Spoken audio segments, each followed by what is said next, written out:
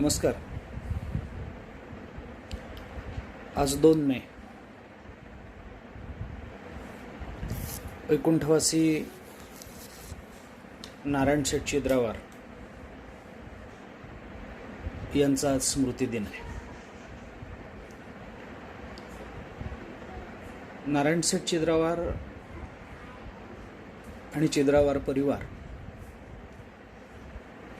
यांना ओळखणार नाही असं आपल्या नांदेड जिल्ह्यात तरी कोणी नाही आहे.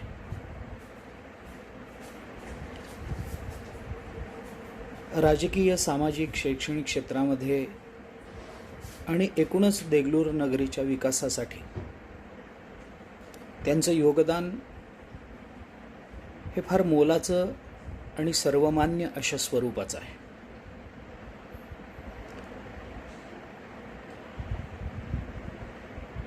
देगलूर हे एक परिपूर्ण शहर व्हावं, एक चांगलं नगर म्हणून महाराष्ट्रामध्ये ओळखलं जावं, अशा तळमळीनं ज्या काही मंडळींनी देगलूर नगरीच्या विकासाकरता योगदान दिलं, त्यामध्ये वैकुंठवासी नारायण शेठ चिद्रावार यांचं नाव अग्रणी आहे.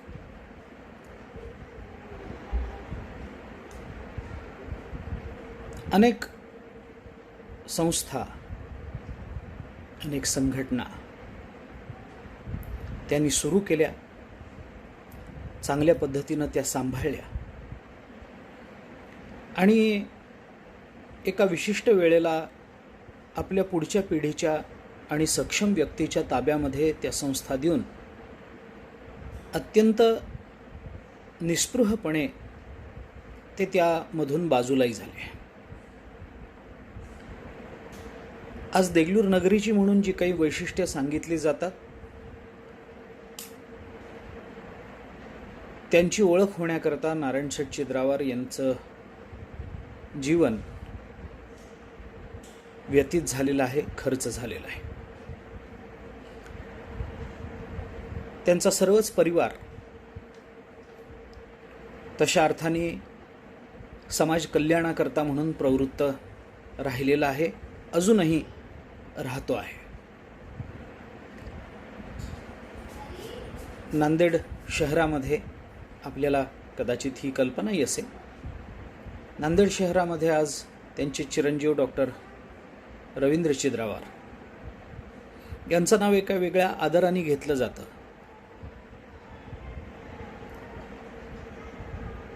कोणत्याही स्वार्थाचा विचार न करता येणाऱ्या रोग्यांना योग्य ती सेवा देऊन त्यांना रोगमुक्त कसं करता येईल याचा जणू त्यांना ध्यास लागलेला आहे. तसं मी माझ्या लहानपणापासून त्यांना पाहतो आहे, या परिवाराला पाहतो आहे. येणारा रोगी खेड्यातून आलेला असतो, बऱ्याच वेळेला त्याच्याकडे पैसा नसतो, परंतु त्या रोगाची निवृत्ती व्हावी, तो रोग दूर व्हावा याच्याकरता हतबल झालेला तो जेव्हा नांदेडमध्ये येतो, नांदेडसारख्या शहरामध्ये येतो, अनेक लोकांच्या मार्गदर्शनाने कुठे जावं या संभ्रमात पडतो. त्यावेळेला आपल्याजवळ पैसे नाहीत, पण आपली काळजी करणारं कोणी आहे का याचा शोध घेतला तर त्याच्या लक्षात येतं की डॉक्टर रवींद्र चिद्रावार हे नाव असं आहे की तिथे आपल्या सगळ्याची इच्छा पूर्ण होतील. अतिशय शांत, मनमिळाऊ, आध्यात्मिक प्रवृत्तीचे असे डॉक्टर रवींद्र चिद्रावार आजही आपल्या वडिलांची समाज कल्याणाची परंपरा आपल्या इतर भावंडांबरोबर जोपासत आहेत. अर्थात त्यांच्या परिवाराचा त्यांना पूर्ण सहयोग आहे. हा परिवार तसा सामाजिक क्षेत्रामध्ये काम करत असला तरी त्यांच्या सामाजिक कार्याला एक अध्यात्माची बैठकही आहे. मंत्रालय निवासी राघवेंद्र स्वामींवरती या परिवाराची अतोनात श्रद्धा आहे. आणि त्याचबरोबरीनं महामहोपाध्याय वैकुंठवासी यज्ञेश्वर शास्त्री कस्तुरे यांच्या चरणावरही त्यांची अत्यंतिक प्रीती आहे. हा सगळाच परिवार आपल्याला प्रारब्धवशात प्राप्त झालेल्या एका संपन्नतेला समाज कार्यामध्ये व्यतीत करतो आहे. आणि त्याच अर्थानं खरं म्हटलं तर हे त्यांचं अध्यात्मही परिपूर्णतेला जातं आहे. त्यांच्या स्मृतिदिनानिमित्त आज मी ज्या विषयावर चर्चा करण्याच्या विचारात आहे तो विषयही थोडासा अशाच अंगानं जाणारा, अशाच विचाराकडे पुन्हा प्रवृत्त करणार आहे. अध्यात्म ही संकल्पना काय आहे हे जर आपण थोडंसं बारकाईनं पाहिलं तर अध्यात्म म्हणजे आपल्या आत्मकल्याणाचं एक साधन आहे. माणूस म्हणून जन्माला यावं आणि आत्मकल्याण साधावं याच्यातच जन्माला येण्याची कृतार्थताही आहे, असं आध्यात्मिक क्षेत्रातली सगळीच मंडळी आपल्याला आतापर्यंत सांगत आलेली आहेत. आणि ते योग्यही आहे. अशा एका सुखाकडे मानवी जीवनाची प्रवृत्ती आहे. कारण एकूणच माणसाचं जीवन पाहिलं तर ते सुखप्रवृत्त जीवन आहे. अशा एका सुखाकडे माणसाची प्रवृत्ती असते की जे सुख कधीही संपणार नाही आहे, ज्या सुखाला कुठे दुःखाचा स्पर्श नाही आहे. ते सुख नित्यत्वाने आपल्याला प्राप्त व्हावं याच्याकरता माणसाची एकूणातच सगळी धडपड चालू असते. आणि मग त्याकरता जे काही करावं लागेल, प्रसंगी तीर्थयात्रा असेल, दानधर्म असेल, धर्मकार्य असेल, यज्ञयाग असेल, परोपकार असेल, अभ्यास असेल, चिंतन असेल, मनन असेल, जे काही करणं आवश्यक असतं ते सगळं करण्याची धडपड मनुष्य करत असतो.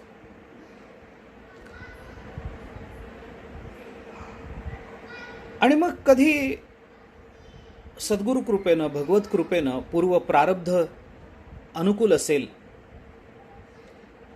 तर या सगळ्याचं फलही त्याच्या पदरात पडतं.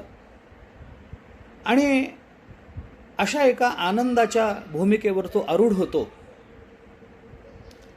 की जो आनंद या सगळ्या पृथ्वीवरच्या आनंदांपेक्षा पलीकडचा आहे. अशा एका आनंदाच्या भूमिकेवर तो जातो की जिथे दुःखाचा स्पर्श नाही आहे, कोणत्याही दुःखाची जाणीव नाही आहे, सर्व द्वंद्वाच्या अतीत असं ते स्थान असतं. आणि मग तिथं त्याला आपल्या जीवनाची धन्यता वाटते, आपल्या जन्माचं ते सार्थक वाटतं. हा अध्यात्माचा प्रवास आणि या आध्यात्मिक भूमिका जेव्हा मनुष्य विचारात घेतो आणि त्या संबंधानं चिंतन करतो त्यावेळेला त्या आध्यात्मिक भूमिकांवरही आक्षेप घेतले जातात. त्यातला मुख्य आक्षेप हा आहे की अध्यात्म हे सुद्धा एका अर्थाने पारमार्थिक का असेना पण स्वार्थाचीच साधन आहे. मला सुख मिळावं, मला आनंद मिळावा, मी मुक्त व्हावं. आणि म्हणून आध्यात्मिक भूमिकांना कुठे सामाजिकतेचा स्पर्श नसतो. त्यामुळे अध्यात्म हे अपूर्ण आहे, अध्यात्मामध्ये काही न्यून आहे, अशी भूमिका बऱ्याच विचारवंतांकडून घेतली जाते. परंतु या संबंधामध्ये मला आपल्याला सांगायचं आहे की दुर्दैवाने, मी दुर्दैवाने हा शब्द खूप जाणीवपूर्वक वापरतो, आध्यात्मिक भूमिकांवर असा आक्षेप घेणाऱ्या मंडळींना दुर्दैवाने अध्यात्म ही संकल्पना नीटशी कळालेली नसते. किंबहुना जगतामध्ये सामान्य मनुष्य अध्यात्म या संज्ञेच्या नावाखाली जे करतो त्यालाच अध्यात्म म्हणावं अशी त्यांची कदाचित धारणा असू शकते. परंतु ही अध्यात्माची खरी ओळख नाही आहे, हा अध्यात्माचा खरा परिचय नाही आहे. कोणी दानधर्म करतं म्हणून तेवढ्यालाच अध्यात्म म्हणावं, कोणी तीर्थयात्रेला जातं म्हणून तेवढ्यालाच अध्यात्म म्हणावं, किंवा कोणी यज्ञ करतं म्हणून तेवढ्यापुरतंच अध्यात्म असतं, असा जर विचार आपण केला तर तो आपल्या विचाराची ती मर्यादा ठरते, आपल्या विचाराची ती अपूर्णता ठरते, ते त्या संकल्पनेची अपूर्णता ठरत नाही. एखादी संकल्पना आपण नीटशी समजावून घेतली नाही तर दोष संकल्पनेचा नसतो, दोष आपला असतो. अध्यात्म म्हणजे नेमकं काय आहे हे समजावून घेतलं पाहिजे. गीतेच्या 8व्या अध्यायामध्ये सुरुवातीलाच अर्जुनाने देवाला जे काही प्रश्न विचारले त्याच्यामध्ये अर्जुनाने हाही प्रश्न देवाला विचारलाय, अध्यात्म म्हणजे काय असतं देवा? आणि त्याला देवाने जे उत्तर दिलं ते उत्तर भगवंतानी विस्ताराने पुढे दिलेलं आहे. खरं म्हटलं तर अध्यात्म म्हणजे अशी काही जीवनाची एक वैकल्पिक बाजू नाही आहे. अध्यात्म हा विकल्प नाही होऊ शकत. अध्यात्म करावं की करू नये, माणसाने आध्यात्मिक असावं की असू नये, या संबंधामध्ये काही विकल्प असू शकत नाही. कारण असं आहे, माणसाच्या जीवनामध्ये ते कसंही प्रापंचिक असेल अथवा कोणतंही असेल, या जीवनामध्ये असा विकल्प आपण कधी विचारात घेऊ का की मला सुख हवं आहे का नको आहे, मला जीवनामध्ये धन्यता हवी आहे का नको आहे, मला आनंद हवा आहे का नको आहे, असा विकल्प निर्माण होईल का? तर त्याचं उत्तर आहे नाही. जर माझ्या जीवनामध्ये मला आनंद हवा की नको हा विकल्प निर्माण होऊ शकत नाही, तर माझ्या जीवनामध्ये मी आध्यात्मिक असावं की असू नये हा विकल्पही निर्माण होण्याचं काही कारण नाही. त्या अध्यात्माचा विचार आणि अध्यात्म या संज्ञेचा विचार, संकल्पनेचा विचार आपण कोणत्या पातळीवर आणि आपल्या बौद्धिक प्रगल्भतेच्या कोणत्या भूमिकांवर जाऊन करतो यावर हे सगळं अवलंबून आहे. अध्यात्म म्हणजे काय आहे? अगदी सोप्या आणि सरळ भाषेत जर सांगायचं झालं माझ्या दृष्टीने, कदाचित माझं बोलणं अनेकांना पटेल किंवा न पटेल, पण मला असं वाटतं की अध्यात्म म्हणजे दुसरं तिसरं काही नाही, ज्याच्याने आपलं जगणं सहज होतं, ज्याच्याने आपलं जगणं आनंदी होतं, त्याला अध्यात्म असं म्हणावं. आपल्या जीवनाला सहज, सुंदर, शांत, तृप्त जे करतं त्याला अध्यात्म म्हणावं. आटापिटा करून, धडपड करून आपल्याला जे काही मिळवायचं असतं ते आपण मिळवतो आणि त्याचा आनंदही आपल्याला आपल्या कष्टातून ते मिळालं म्हणून असतो. पण आपल्या जीवनामध्ये काही गोष्टी जेवढ्या सहजतेनं आपल्याला प्राप्त झालेल्या असतात, त्याच्या सहजतेकडे आणि त्यातून मिळणाऱ्या सुखाकडे दुर्दैवाने आपण डोळेझाक करत असतो. सहज असावं, शांत असावं, तक्रार न करता जगता येणं, याच्यातला आनंदही फार वेगळा असतो आणि अध्यात्म आम्हाला ते शिकवतं. तक्रार न करता जगता आलं पाहिजे. कितीही मिळालं तरी, अल्पशा गोष्टी नाही मिळाल्या तरी मनुष्य तक्रार करतो. आपल्याला प्राप्त झालेल्या एखाद्या फलाच्या बाबतीत चर्चा करतानाही तो हेच म्हणतो की हे मिळालं ते ठीक आहे, पण अजून असं झालं असतं तर अजून बरं झालं असतं. हे कुठेतरी त्या तक्रारी आहेच आहेत. त्या प्रपंचामध्ये आहेत, त्या आपल्या अन्नाच्या संबंधाने आहेत, त्या आपल्या कपड्यांच्या संबंधाने आहेत, त्या तक्रारी आपल्या संपत्तीच्या संबंधाने आहेत, त्या तक्रारी आपल्या स्थावर जंगम मालमत्तेच्या संबंधाने आहेत, त्या तक्रारी आपल्या प्रकृतीच्या संबंधाने आहेत, त्या तक्रारी आपल्या नातेवाईकांच्या संबंधाने आहेत, त्या तक्रारी आपल्या मित्रमंडळीच्या संबंधाने आहेत, त्या तक्रारी आपल्याजवळ असणाऱ्या ऐश्वर्याच्या संबंधाने आहेत. एकूणातच आपल्या जगण्याबद्दलच्या आपल्या तक्रारी खूप आहेत असं आपल्या लक्षात येईल. आपण थोडासा विचार करून बघितला तर मी म्हणतो ते आपल्याला पटणार नाही असं नाही, पण एखादा दिवस आपण असं विचारही करून पाहूया किंवा असा प्रयोगही करून पाहायला हरकत नाही की तक्रार न करता आजचा दिवस व्यतीत करायचा आहे. भाजीत मीठ कमी पडलं असेल तक्रार नाही करायची, आमटीत मीठ जास्त झालं असेल तक्रार नाही करायची, कपड्यावर छोटासा डाग पडला असेल तक्रार नाही करायची, आपल्या मित्रांनी आवश्यकतेपेक्षा जास्त थट्टा केली असेल तक्रार नाही करायची, अडचणीच्या काळात एखादा मित्र धावून आला नसेल, एखादा नातेवाईक आपल्या मदतीला आला नसेल तक्रार नाही करायची. हे जसं जसं आपण समजून घेत जाऊ तसं तसं आपल्याला लक्षात येईल की आपलं जगणं किती सहज होतंय.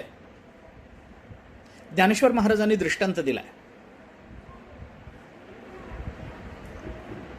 बागेला माळी पाणी घालतो, पाणी सोडल्यानंतर त्या पाण्याला तो माळी जशी वाट करून देतो तसं ते पाणी पुढं पुढं जात राहतं. माळीये जेवते नेले तेवते ते निवांतची गेले. माळ्याने जसा रस्ता दाखवला तसं ते निवांत जातं. त्या पाण्याची काही तक्रार नसते की मला याच झाडाचं पाणी का द्यायला, मला याच झाडाच्या मुळाशी का नेलं, मला त्या झाडाच्या मुळाशी का नाही नेलं, आंब्याच्या झाडाच्या मुळाशी का नाही नेलं, मला कारल्याच्या वेलाच्या मुळाशीच का नेलं, असं कुठली तक्रार ते पाणी करत नाही. पाण्यासारखं असं सहज जगता येणं हे अध्यात्म आहे. हे अध्यात्म आपलं जगणं सुंदर करतं, हे अध्यात्म आपलं जगणं सहज करतं, हे अध्यात्म आपलं जगणं अनुकूल करतं. त्याच्याकरता करावी लागणारी धडपड, त्याच्याकरता करावा लागणारा आटापिटा, याच्यातून प्राप्त होणारं फल आनंद देईल, देणार नाही असं नाही. कष्टाचं म्हणून जे फल मिळतं ते आनंददायक असतंच. परंतु साध्यप्राप्तीनंतर कष्टाला आपण विसरतो आणि कष्ट विसरल्यानंतर त्या फलाकडे बघण्याची जी आपली वृत्ती आवश्यक असते ती वृत्ती निर्माण करण्याचं काम अध्यात्म करत असतं. आपल्याला कष्टही विसरता आले पाहिजेत. मुद्दा हा आहे की या अध्यात्माबद्दल विकल्प नाही आहे. आता प्रश्न पुन्हा तोच आहे की या अध्यात्माचा सामाजिक जीवनाशी काही संबंध येत नाही, त्यामुळे अध्यात्म अपूर्ण आहे असं जी मंडळी म्हणतात त्यांच्याही संबंधाने थोडासा विचार केला पाहिजे. मुळात एक विचार जास्त स्पष्टपणे मी आधी मांडून जातो, तो म्हणजे अध्यात्माचा कुठल्या क्षेत्राशी संबंध नाही असं म्हणणं हेच मुळात चूक आहे. मानवी जीवनाच्या परिपूर्णतेकरता आवश्यक असणाऱ्या ज्या ज्या गोष्टी असतात, जी क्षेत्र असतात, त्या सर्व क्षेत्रांचा आध्यात्मिकतेशी संबंध आहे. आणि म्हणून सामाजिकतेचाही अध्यात्माशी दाट संबंध आहे. मुळात जर तसं बघायचं झालं एका अर्थाने तर सामाजिकता आणि आध्यात्मिकता या दोन संकल्पना आपल्याला एकमेकांपासून वेगळ्या करताच येणार नाहीत. त्याचं कारणही मी आपल्याला सांगतो. थोडं त्याचं कारण जर आपण लक्षात घेतलं तर आपल्याला हे म्हणता येऊ शकतं की माणसाने अध्यात्म करावं कशा करता, अध्यात्माच्या मागे लागावं कशा करता, या मूलभूत प्रश्नाचा आपण थोडासा परामर्श घेतला तर एक उत्तर आपल्याला असं दिसून येतं की आत्मकल्याणाकरता. परंतु मला हे सांगायला आवडेल, आत्मकल्याणाकरता अध्यात्म आवश्यक असतं आणि आत्मकल्याणाकरताच आध्यात्मिक भूमिका आपण स्वीकारायच्या असतात असं खरं म्हटलं तर कोणत्याही संतांनी आपल्याला तसं सांगितलेलं नाही आहे. कारण ही अध्यात्माची अर्धी बाजू आहे. आपण विचार करा, ही अध्यात्माची अर्धी बाजू आहे. माझ्या कल्याणाकरता म्हणून मी आध्यात्मिक असावं, माझ्या कल्याणाकरता म्हणून मी परमार्थ करावा, हा माझ्या परमार्थाचा अर्धा भाग झाला. ही गोष्ट खरीच आहे की आत्मकल्याण साधलं पाहिजे. पण माझा थोडासा प्रश्न अजूनही पुढं आहे. अध्यात्म कशा करता, परमार्थ कशा करता करावा, तर आत्मकल्याणाकरता करावा.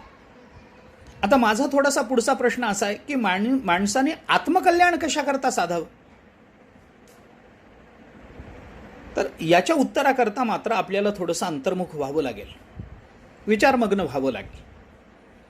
मी परमार्थ तरी का करावा? माझ्या परमार्थाचा मूळ हेतू काय? मला परमात्मा प्राप्त व्हावा, मला संतांची कृपा प्राप्त व्हावी असं मला वाटतं. कशा करता? संतांची कृपा किंवा परमात्म्याची प्राप्ती झाल्याने माझ्या जीवनामध्ये असा काय बदल होणार? मला आनंद मिळणार आहे. मग मला आनंद मिळावा म्हणून मी परमार्थ करावा, हा परमार्थाचा अर्धा विचार झाला. मुळात संतांनी आपल्याला पारमार्थिक जीवनमूल्यांची जी भूमिका सांगितलेली आहे, जी चर्चा आपल्याबरोबर संत महात्मे करतात, त्याच्यामध्ये परमार्थ हा आत्मकल्याणाकरता आहे हे अर्ध झालं. आत्मकल्याण कशा करता आहे या उत्तरामध्ये त्या पारमार्थिक विचाराची परिपूर्णता आपल्याला विचारात घेता येते. म्हणजे मी परमार्थ करावा आत्मकल्याणाकरता आणि आत्मकल्याण साधावं हे जगत कल्याणाकरता, हे त्याचं खरं उत्तर आहे. कारण संतांचं वाङ्मय जर आपण बघितलं तर आपल्याला हे लक्षात येईल की संत महात्म्यांनी प्राप्त करून घेतलेलं जे स्थान आहे, जे साध्य आहे, ते साध्य आपल्याला प्राप्त झाल्यानंतर संतांनी जगताशी आपला संबंध तोडून टाकला असं कोणत्या तरी संतांच्या चरित्रामध्ये आपल्याला दिसतं का? म्हणजे एकनाथ महाराज शूलभंजन पर्वतावर जाऊन ज्ञानसाधना करत असत. जनार्दन स्वामींच्या कृपेनं त्यांना भगवत प्राप्ती झाली. भगवत प्राप्ती झाल्यानंतर नाथ महाराजांनी समाजाशी आपला संबंध तोडून टाकला. असं झालंय का? आपलं इप्सित आपल्याला प्राप्त झाल्यानंतर तुकाराम महाराज समाजापासून वेगळे झाले, असं झालंय का? ज्ञानेश्वर महाराजांनी किंवा कोणत्याही संतांनी ज्ञानप्राप्तीनंतर, भगवत प्राप्तीनंतर, भगवत कृपेनंतर समाजाशी आपला संबंध पूर्णत्वाने तोडून टाकला असं उदाहरण संतांच्या चरित्रात दिसतं का? जर दिसत नसेल तर केवळ माझ्या कल्याणाकरता मला अध्यात्म करायचं आहे किंवा परमार्थ करायचा आहे या परमार्थाच्या अर्धवट कल्पना घेऊन आपण पारमार्थिक क्षेत्रावर आक्षेप नाही घेऊ शकत. मी संतांची आपल्याला अशी अनेक प्रमाणं सांगेन की ज्या प्रमाणांमध्ये संतांनी आपल्याला प्राप्त झालेलं हे आत्मकल्याणाचं साधन जगताला देण्याकरता म्हणून आम्ही इथं आलेलो आहोत आणि आम्ही तेवढ्यासाठीच इथे राहिलेलो आहोत अशा पद्धतीच्या भूमिका मांडलेल्या आहेत, अशा पद्धतीची भाषा उच्चारलेली आहे. तुकाराम महाराज म्हणतात, सेवितो हा रस वाटितो आणिका, घ्यारे होऊ नका रानभरी, विटेवरी ज्याची पाऊले समान तोची एक दान शूरदाता. सेवितो हा रस वाटितो आणिका, याच्यामध्ये सेवितो हा रस, याच्यामध्ये आत्मकल्याण आहे. मी या रसाचं सेवन करतो, मी करतो, माझ्या पुरतं करतो, हे जरी खरं असलं तरी ही अध्यात्माची अर्धी बाजू झाली. सेवितो हा रस अर्धा अध्यात्म आहे, अर्धा परमार्थ आहे. वाटितो आणिका ही परमार्थाची परिपूर्णता आहे. परमार्थ म्हणजे काय आहे याचा विचार करताना हे नेहमी आपण सांगतो, अनेक वेळेला मी हे बोलून आलेलो आहे अन्यत्रही, की मला काय मिळतं याच्यावर माझा परमार्थ ठरत नाही. म्हणजे मला ब्रह्मज्ञान झालं म्हणून मी पारमार्थिक आहे, तर हा विचार बरोबर नाही आहे. किंवा मी नामस्मरण करतो म्हणून मी पारमार्थिक आहे, किंवा मी सत्कर्म करतो म्हणून, किंवा मला समाधी लागते म्हणून मी पारमार्थिक आहे, तर या परमार्थाच्या अर्धवट कल्पना झाल्या. पूर्णत्वाने परमार्थाच्या या भूमिका नाही आहेत. मला ब्रह्मज्ञान झालं म्हणून मी पारमार्थिक नाही. मला झालेलं ब्रह्मज्ञान जर मी जगताला देईन तर मी पारमार्थिक होईन. मला काय मिळतं याच्यावर परमार्थ ठरत नाही. संत म्हणतात, मला मिळालेलं मी जगाला देतो की नाही याच्यावर माझा परमार्थ सिद्ध होत असतो. म्हणजे शेवटी पारमार्थिक संकल्पना ही कुठेतरी अशा समाजाशी निगडीत आहे, संबंधित आहे. सामाजिक क्षेत्राशी परमार्थाचा आणि अध्यात्माचा संबंध नाही असा आक्षेप नाही घेता येणार आपल्याला. उलट पक्षी सामाजिक भूमिका जर आपण परमार्थातून बाजूला काढल्या तर तो परमार्थही राहणार नाही आणि ती सामाजिक भूमिकाही सामाजिक म्हणून राहणार नाही. परिपूर्णतेच्या ज्ञानाशिवाय आपण समाजकार्य करूच शकणार नाही. मला जर काही मिळत नसेल तर मी समाजाला देणार कसं? संत महात्म्यांना जो मोक्ष मिळाला तो संतांनी जगामध्ये वाटून दिला. ज्ञानेश्वर महाराजांनी म्हटलंय, पुरुषार्थ सिद्धी चौथी घेऊन आपुल्या हाती रिगाला भक्तिपंथी जगाला देतोय. किंवा तुकाराम महाराजांनीच म्हटलंय ना आपल्या अवताराच्याच संबंधाने, की आम्ही कशा करता आलो, आम्ही वैकुंठवासी आलो याची कारणासी, बोलिले जे ऋषी साच भावे वर्ताया, झाडू संतांचे मार्ग आडर आणि भरले जग, उच्चिष्टाचा भाग शेष उरला तो सेव, अर्थे लोपली पुराणे, नाश केला शब्दज्ञाने, विषय लोभी मने साधने बुडविले, पिटू भक्तीचा डांगोरा, कळी काळासी दरारा, तुका म्हणे करा जय जयकार आनंदे. हे देण्याकरताच तुकाराम महाराजांचा अवतार आहे, देण्याकरताच एकनाथ महाराजांचा अवतार आहे, देण्याकरताच ज्ञानेश्वर महाराज, चोखोबाराय, जनाबाई, गोरोबा काका ही सगळी मंडळी या पृथ्वी तलावर अवताराला आली. ती देण्याकरता म्हणून आली. आणि देण्याकरता आधी आपण मिळवलं पाहिजे याच्याकरता त्यांनी पारमार्थिक भूमिका जगतासमोर मांडल्या आहेत. वास्तविक ही सगळी मंडळी म्हणजे भगवंताचाच अवतार.